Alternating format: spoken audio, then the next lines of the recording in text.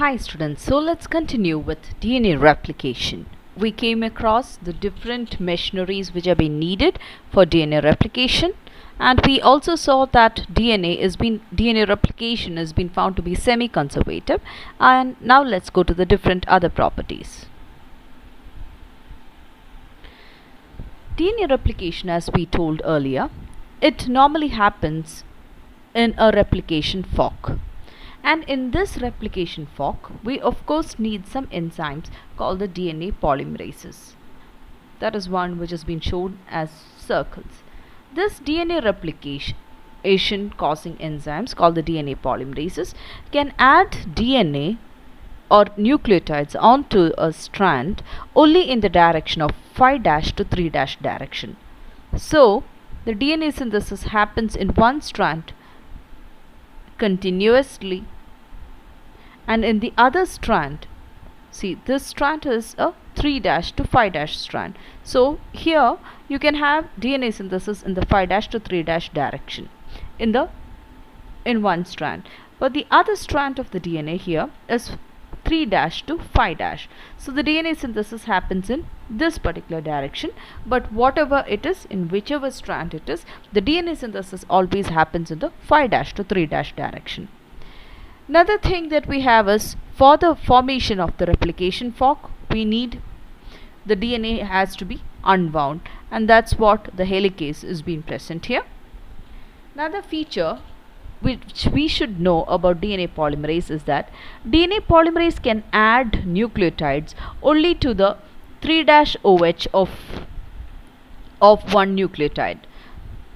Okay, so that for this to act, what happens, it requires something, that is, if you want to add something here onto this new strand, there should be something present here. Only onto that DNA polymerase can add new nucleotides. So for that, an enzyme called the primase will add a structure called the RNA primer at the 5' to 3 in the 5' to 3' direction, complementary to the template strand. And the enzyme which adds this is called the primase. In the case of the leading strand, the DNA synthesis happens with the help of the DNA polymerase in a continuous fashion, but here in the case of the next strand, that is the 3' to 5' strand, DNA synthesis will only happen as small fragments, with formation of small fragments called the Okazaki fragments. Okay, and further on, so the RNA primer, okay, will be attached at different locations, and the DNA polymerase will move in the 5' to 3' direction, resulting in the formation of small fragments of DNA called the Okazaki fragments. So in one strand, the DNA synthesis happens at a very faster rate, or it is continuously forming, and that strand is called the leading strand. And the other one, in the second strand, DNA synthesis happens in short intervals of time, or it takes more time than that of the leading strand, and it occurs in a discontinuous fashion, and hence that strand is referred to as a lagging strand. So let's go into the details more specifically. So as we told earlier, the first and the foremost thing is that some proteins should identify from where the DNA synthesis has to happen. For that, what happens, the DNA A protein will go and bind to the ORIC region, and the DNA proteins, when bind to the particular ORIC sequences, recruits the helicases to that particular region. It tells the helicase to come over there, and what the helicase does, the helicase unwinds the helix with the aid of topoisomerases such as the DNA gyrases. You can see here, these are the DNA B. They will come and unwind the DNA, and at the same time certain enzymes called the topoisomerases will also come and will reduce the tension, because of, now when this unwind, normally here at this region there is a chance of getting supercoiled. So to overcome that tension, the DNA polymerases comes and binds. Now once the helicase acts and it forms a single strand, the DNA would have a tendency to get base paired with this other strand. So to prevent that, certain proteins called the single strand binding proteins will come and bind onto it. And the primase will add the RNA primer. Here RNA primer. Of course you can't see the RNA primer here because it's understood, but in the previous one you saw that. So then after that, the single DNA polymerase 3 hollow enzyme will start synthesizing DNA synthesis in both the leading strand as well as in the lagging strand from the RNA primer. See, this is the RNA primer, and DNA synthesis will happen in both the strands. And Okazaki fragments are mainly formed in the lagging strand. Now here, after this, the DNA polymerase 1, another enzyme, it comes and removes the RNA primers because we do not need these RNA primers. The RNA primers were being needed for the synthesis of what? For the action of DNA polymerase 3.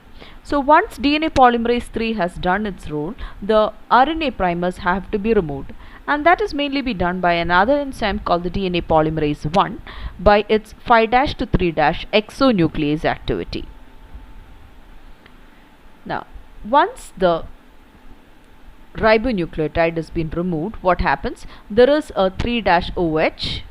The 3'OH of one nucleotide is linked to the next one through the phosphate, of by the DNA polymerase 1, and the gaps have been. So what happens? There is a 3'OH here once the RNA primer is removed, and from there, using that 3'OH, what happens? DNA polymerase will start doing the DNA synthesis, and the gaps between the Okazaki fragments will be cleared. See, here there is a gap, and here there is a gap. The nucleotides have been added, and finally the Okazaki fragments are being joined by certain enzymes called DNA ligases, which forms a phosphodiester bond between the 3'OH of the growing strand and the 5' phosphate of the Okazaki fragment. So this is a pictorial representation of that. If this is a parent strand, in the lagging strand you will have, this green portion is the RNA primer, and you have a 3'OH end also. Now the DNA polymerase 1 will come and remove the RNA primer. The RNA primer is being removed, and further on DNA polymerase will fill the gap between the DNA, but there would be a nick here. See, from this location till here, what happens? DNA polymerase 1 will synthesize DNAs by attaching nucleotides into the 3'OH, but at this end, when it reaches till here, what happens? There is a small gap in between that. For that, the DNA ligase comes and attaches, links the Okazaki fragments together by sealing the nick. So in the lagging strand also, a full stretch of DNA is being formed by the action of what? First we have DNA polymerase 3, then DNA polymerase 1 came and removed the RNA primer, and then next one, DNA ligase comes and joins the Okazaki fragments, and a full length DNA is being formed. Now, in addition to this, there's another feature also what happens in the bacterial replication, that is called the proofreading. Now DNA polymerase 3, like all the DNA polymerases, have the function of proofreading. What is proofreading? It is the removal of mismatched bases immediately after it has been added, and its removal is normally occurring before the next base is incorporated. One of the protein subunits of the DNA polymerase 3 core enzyme has this 3' to 5' exonuclease activity, and this activity enables the polymerase core enzyme to check each newly incorporated base to see that it forms a stable hydrogen bond. In this way, the mismatched bases are being detected.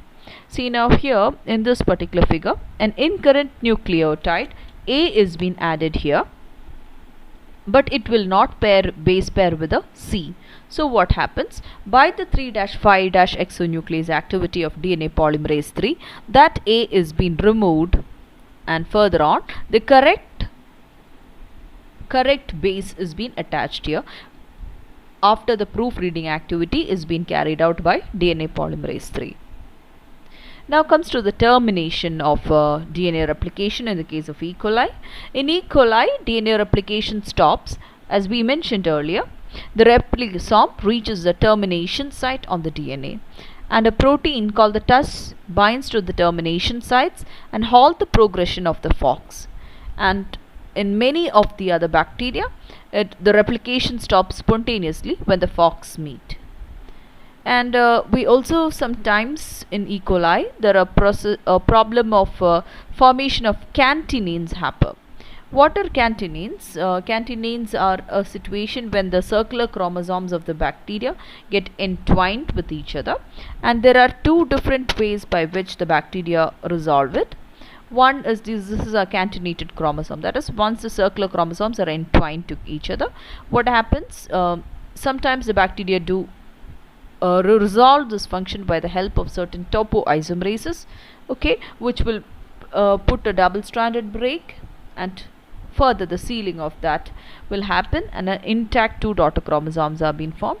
In certain other cases, what happens when two daughter chromosomes are being formed, a dimerized chromosomes can also happen in the case of E. coli. In such cases, crossover happens at the TER site, and finally the dimerized chromosome is being removed by a recombinase enzyme. So this is about bacterial DNA replication. Hope so it is clear to you. Thank you.